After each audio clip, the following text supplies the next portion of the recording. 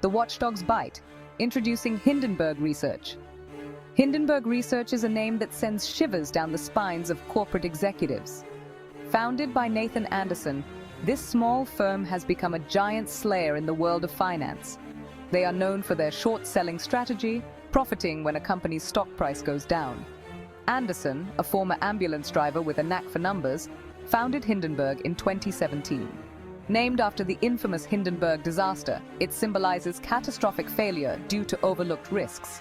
Anderson's firm specializes in forensic financial research, uncovering potential fraud, accounting irregularities, or undisclosed risks.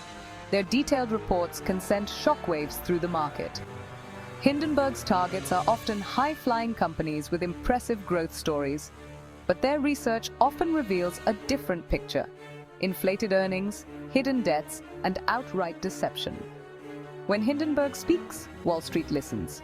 Their reports have triggered investigations by regulatory bodies, leading to fines, lawsuits, and even criminal charges against some companies.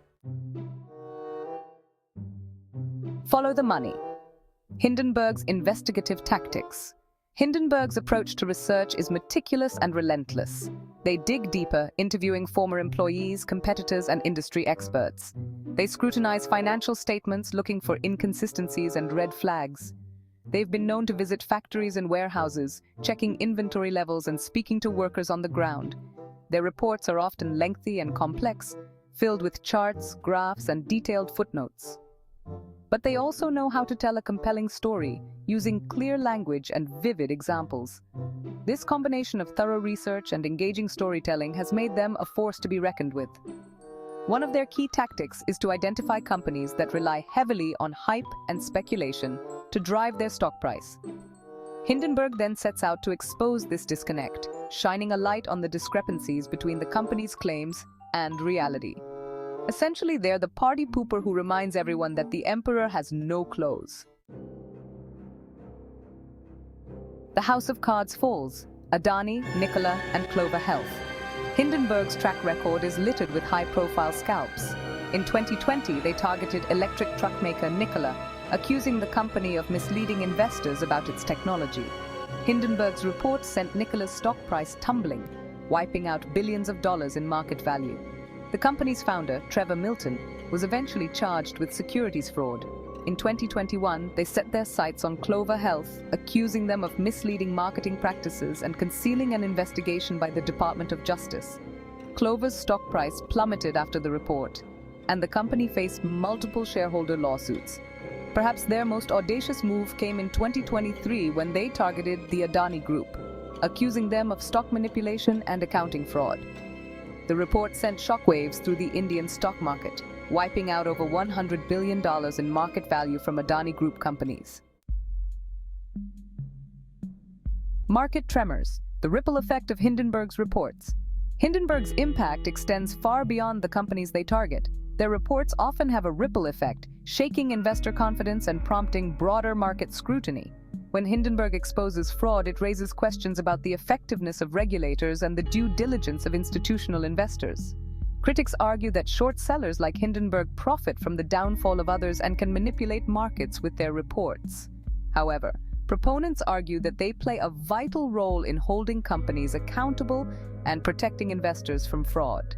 In their view, Hindenburg is like a financial watchdog, barking loudly to alert everyone to potential danger. Hero or villain? Praise and criticism for Hindenburg's methods. Hindenburg's aggressive tactics have earned them both admiration and condemnation. They have been hailed as heroes by some investors who see them as crusaders against corporate corruption. However, they have also been criticized for their methods, with some accusing them of being reckless and irresponsible. Critics argue that their reports can unfairly damage companies and harm innocent investors. The debate over Hindenburg's tactics often falls along ideological lines. Those who believe in a more activist role for investors tend to support Hindenburg's approach. On the other hand, those who prioritize market stability and corporate rights tend to be more critical of Hindenburg's methods. Transparency or trouble? Hindenburg's legacy and the future of financial markets. Regardless of where one stands on the debate, there is no denying that Hindenburg Research has become a powerful force in the financial world. Their reports have exposed corporate malfeasance, sparked regulatory investigations, and shaken investor confidence. They have shown that even the most sophisticated companies can be vulnerable to well-researched and well-timed attacks. Hindenburg's legacy will likely be debated for years to come. Will they be remembered as righteous crusaders who exposed corporate greed, or as ruthless opportunists who profited from the misfortune of others?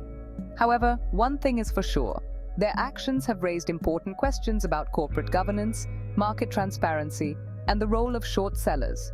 Whether Hindenburg's methods are ultimately deemed beneficial or harmful to the market, their impact is undeniable.